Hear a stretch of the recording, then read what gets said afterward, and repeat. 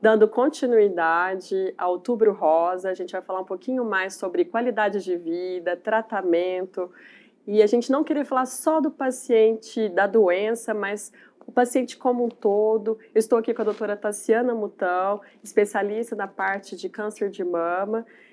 Tassiana, eu queria saber quais são os diferentes tipos de câncer de mama, se tem um câncer de mama que é mais agressivo, outro menos, o que que a gente tem que olhar, qual o exame que auxilia a gente a saber esse tipo de câncer de mama?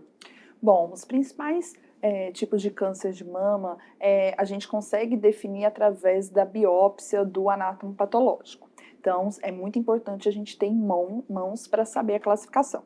Então, muitas das vezes a gente está diante um carcinoma ductal invasivo, tipo não especial, pode ser um tipo lobular, dos mais agressivos tem um metaplásico, tem os que são mais incomuns, que um dos exemplos é o apócrino. Então, eles tudo são os subtipos de câncer.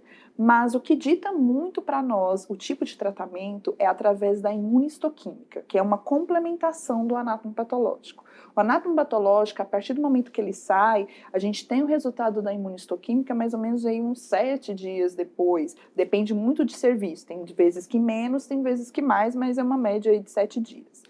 E a imunistoquímica, o que ela traz de informação? Principalmente a característica do tumor, se ele tem receptores hormonais positivos ou negativos, que é o estrogênio e o progestágeno, e também a característica do HER2, se ele é positivo ou se ele tem alguma, que a gente fala 1, 2 ou 3 cruzes, e também o KMA7. Através disso, com essas informações, a gente consegue saber se o tumor é caracterizado como um luminal, A e B, ou um híbrido, pode ser o luminal junto com o HER2, ou um HER2 puro, ou um triplo negativo, ou seja, ele não tem nenhum desses marcadores.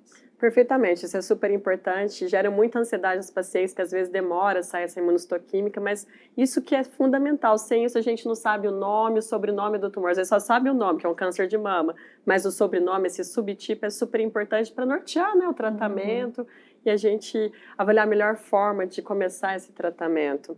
Qual é o impacto dos tratamentos no corpo e na qualidade de vida da paciente, principalmente diz respeito à questão da cirurgia, né? Que às vezes a paciente se sente podada, né? Um órgão tão importante para a paciente, mostra a feminilidade dela, o que que isso impacta? Bom, então assim, para a gente pensar em o que o tratamento impacta no câncer de mama, na qualidade de vida, a gente tem que pensar quais os tipos de tratamento o paciente vai passar. Um dos fundamentais é a cirurgia. Bom, a cirurgia, a gente tem umas cirurgias mais restritas, que são as quadrantectomias, mas tem aquelas que são mais agressivas.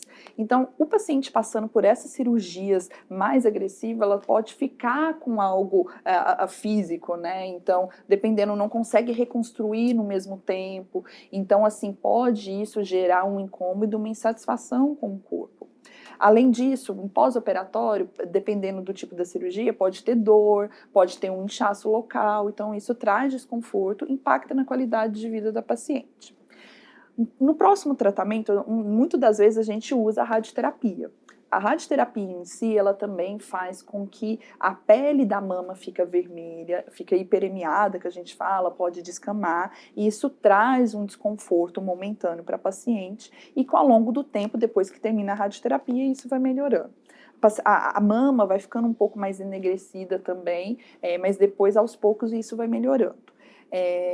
Além disso, durante a rádio, o paciente pode sentir cansaço, fadiga, isso é um dos sintomas bem comum, impacta aí na qualidade de vida dela no momento durante o tratamento, mas isso recupera após o término.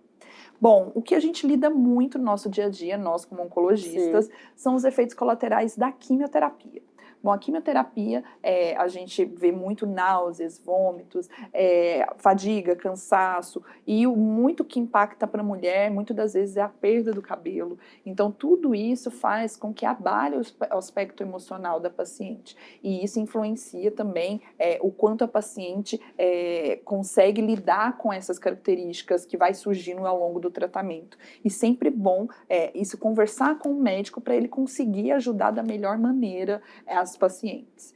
Além disso, tem a parte ainda da hormonioterapia, que é um tratamento de muito longo prazo e que a gente vê aí sim, o tanto que impacta no dia a dia da paciente, né? Então, a paciente que está fazendo o uso da hormonioterapia, ela pode ter fogachos, ela pode ter dores articulares, pode ter um cansaço, uma dor de cabeça, isso tudo influencia no seu dia a dia, mas se a paciente conseguir manter as suas atividades, principalmente atividade física, manter o seu trabalho, isso faz com que a paciente, mais ativa, passa por isso, contornando melhor os sintomas. Sim, a gente sempre fala, né? A gente sempre bate nessa tecla da questão da atividade física, principalmente essas que realmente estão fazendo terapia hormonal, porque já acorda toda enrijecida, diminui a questão também do fogacho, fadiga. A gente fala. E tem até estudos, né, que a atividade física, mesmo durante a quimioterapia, ela melhora passar por tudo isso, a atividade física. Então, o tanto que a atividade física é importante durante o tratamento. Sim, e também não só questão da câncer de mama, mas de outras doenças também, de todo. dores, a coluna, vários outros fatores também pode melhorar, né? Questão de composição corporal dessa paciente também, né? E existem opções de prevenção, medidas para reduzir o risco de desenvolver o câncer de mama? Bom, a gente tem algumas medidas ao longo aí da vida, né? Principalmente que medidas que depende da pessoa, que é principalmente mudanças de estilo de vida. O que a gente pode falar, assim, comer bem, então uma dieta balanceada, exercício físico, a gente sempre pontua, Sim, é muito importante. sem dúvida. Né? Isso está atrelado também à redução da perda do peso, porque a gente sabe que as mulheres mais obesas, elas têm a circulação do estrogênio maior, e isso faz ter um risco maior do câncer. Né? Além do fator peso, é muito importante para alterar, principalmente a bebida, reduzir o consumo de bebida alcoólica. O cigarro também, o cigarro, né? A gente acaba esquecendo de falar isso, né? Porque assim, não é dos fatores igual a gente pensa de câncer de pulmão, que é tão atrelado, mas mama, a gente lembra que câncer de mama está atrelado ao tabagismo também. E reposição hormonal? Então, a reposição hormonal, ela por muito tempo falou dos tabus, né? Porque antes se fazia muita reposição hormonal e após teve um grande estudo que chama WHI, que ele viu que dependendo do hormônio e da quantidade, ou se for hormônio, da dosagem do hormônio, ele elevava o risco de câncer de mama. Então, reposição hormonal, ela não é proscrita, mas ela tem que fazer com toda a indicação e junto, principalmente, ao ginecologista, para avaliar cada caso, a indicação e a dose. Sim, porque tem gente que não larga do remédio, né? Quer fazer reposição hormonal para sempre, né? Isso realmente muita gente esquece, não faz um acompanhamento direto. Às vezes tem até fator de risco na família de câncer, né? Não faz um acompanhamento, né, de prevenção, não faz a mamografia, e não é ultrassom. comum a gente, durante o nosso consultório, a gente vê que a paciente, fiz a reposição e eu tive câncer. Não é que talvez ela fez linha diretamente, mas dependendo, não é que ela é proscrita, mas talvez a dose que se usou, ou o tempo que se usou. Então, tudo tem que ser relevante aí nessa escolha. Com certeza.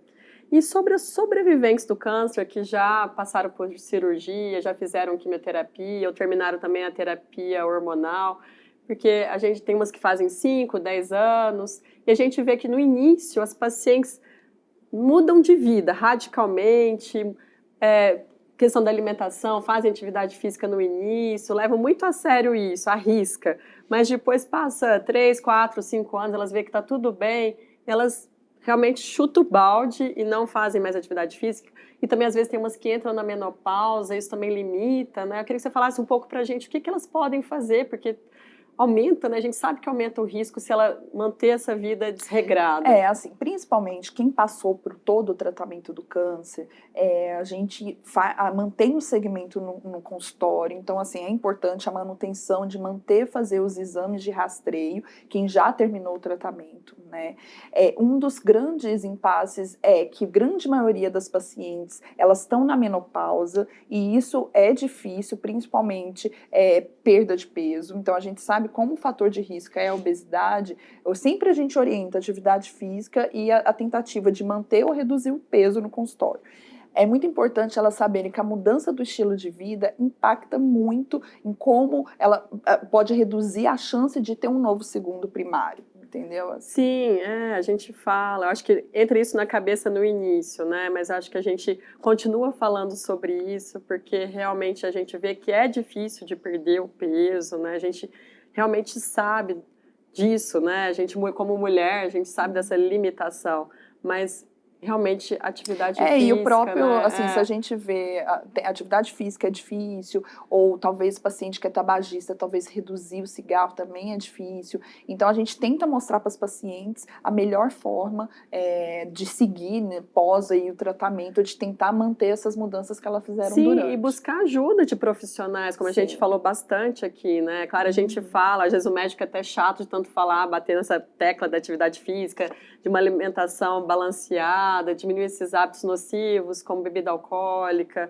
né? Ou aqueles que fumam tabagismo, né? Mas é buscar ajuda, porque esses profissionais podem agregar, né?